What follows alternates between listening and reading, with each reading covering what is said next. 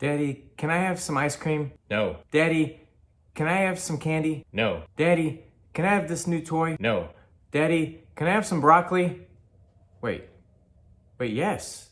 Yes, you can. Hey, I'm Pastor Billy, and we're doing the Being Challenge. We are on day 25. And on day 25, as we're wrestling with what it looks like to prioritize prayer, we're also taking the opportunity to really wrestle with this idea, like, does prayer change me, or does prayer change God, or either?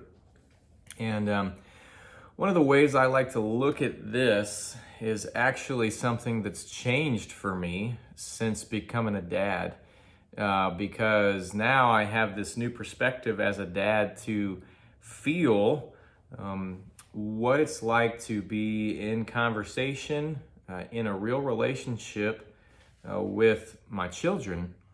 And prayer, oftentimes we look at this as asking for things, kind of like portrayed in the beginning here. And that's part of it.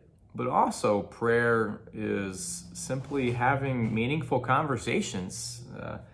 And it's pretty awesome I love when my kids come home and they're excited to tell a story and they could hardly keep up with the words that are coming out of their mouth, and how fast their brain wants to tell the story, and they're almost hyperventilating right while they do it. I love when my son just says, "Hey, Dad, can you come read with me?" And ultimately, he just wants to spend some time and talk. And yeah, we might read a book before bedtime, but really then it means once that book's over, he gets to talk about the day. But what I do think is powerful is, as we talk, both of us are impacted. And my kids, when we're talking together, obviously in relationship, our relationship is growing stronger, especially if I'm listening well. But when it comes to requests, when we think of it this way, if my kids come to me and they ask me for something that is different than I had planned, but good, usually there's a huge willingness to say, yeah, let's deviate from this moment so that we can do this thing over here that is good. So yeah, if we've got, ice cream planned and one of the kids says, Dad, I'd rather have some carrots right now because the sweets just aren't doing it. I'm going to be like, okay, absolutely. And then I'll wonder who stole my child and gave me someone else's. But no, just kidding with that. But, that's an obvious one probably, that you're like thinking, man, they want to do something that's healthy and good, and it's different than I had originally thought we would do today. But I'm good with that. As you look at Scripture, Pastor Zach points out a powerful thing.